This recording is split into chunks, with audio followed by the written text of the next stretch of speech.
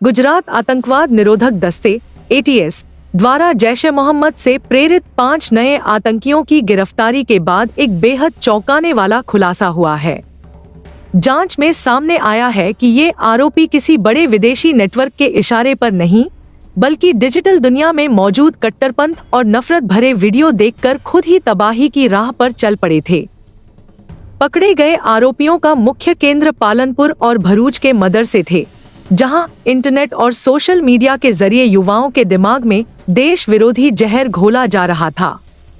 ATS के उपमहानिरीक्षक डेग सुनील जोशी ने मामले की गंभीरता को रेखांकित करते हुए बताया कि आरोपियों के पास से बरामद हुआ आपत्तिजनक और नफरत भरी किताबें इतनी खतरनाक है कि कोई भी सामान्य लड़का अगर इनके संपर्क में आ जाए या इसे पढ़ ले तो वह देश विरोधी गतिविधियों में लिप्त हो सकता है।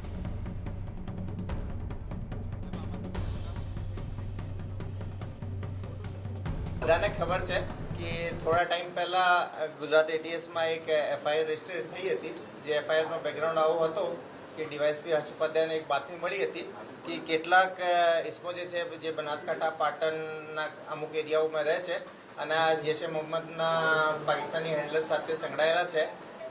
એના વતીએ ઘણા બધા કાશ્મીરી લોકોથી પણ મળી રહ્યા છે।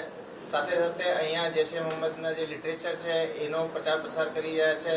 એક દારુલ ઉલૂમ ગુજરાત જે કે જૈશ એ મોહમ્મદની અહીંયાની એક શાખા છે એને બનાવીને એમાં મેમ્બર્સ જોડી રહ્યા છે।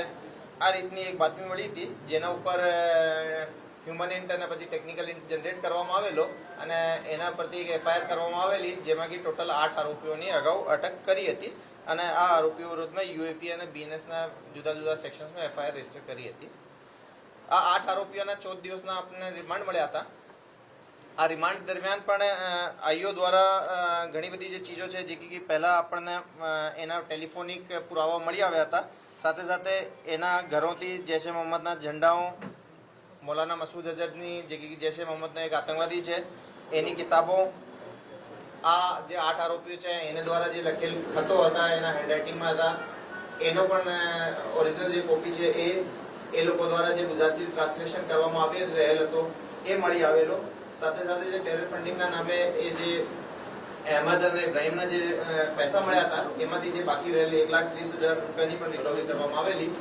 સાથે સાથે ઘણા બધા જે વિટનેસીસ હતા જેના પાસેથી આ લોકોએ ઘરની જે સર્ચ કરતા હતા એ બધું તપાસવામાં આવેલ હતો। આ ઇન્ટ્રોગેશન દરમિયાન આ લોકોના ઘણા બધા જે સાથમાં ભણતા છોકરાઓ છે, બીજી રીતે આ જ રીતની માનસિકતા ધરાવતા લોકો છે એ બાબતમાં કડી પૂછપરછ કરવામાં આવેલી।